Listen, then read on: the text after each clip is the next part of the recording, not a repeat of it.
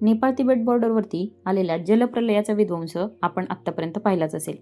या महापुरामध्ये आत्तापर्यंत 100 लोकांचा मृत्यू आणि 400 पेक्षा जास्त लोक हे मिसिंग आहेत।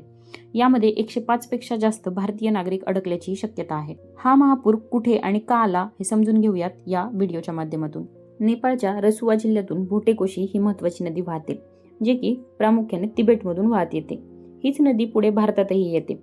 याच्या शेजारी असलेल्या गंडक नदी प्रणाली, नारायणी या एकमेकांशी निगडीत असल्यामुळेच भारतातही गंडक नदीच्या पाणी पातळीत वाढ दिसून येत आहे।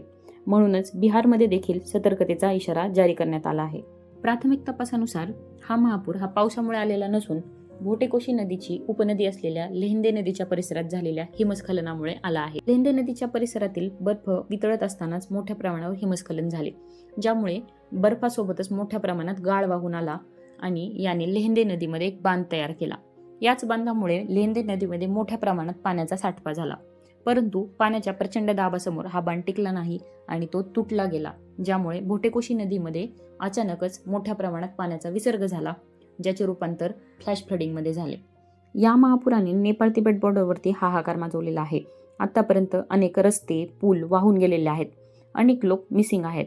नेपाळमध्ये मोठ्या प्रमाणात सर्च ऑपरेशन सुरू आहेत, तरी देखील मृतांची संख्या वाढण्याची शक्यता वर्तवण्यात आली आहे। अशाच माहितीपूर्ण व्हिडिओसाठी ज्ञात अज्ञात विथ राधा या चॅनलला आजच सबस्क्राईब करा।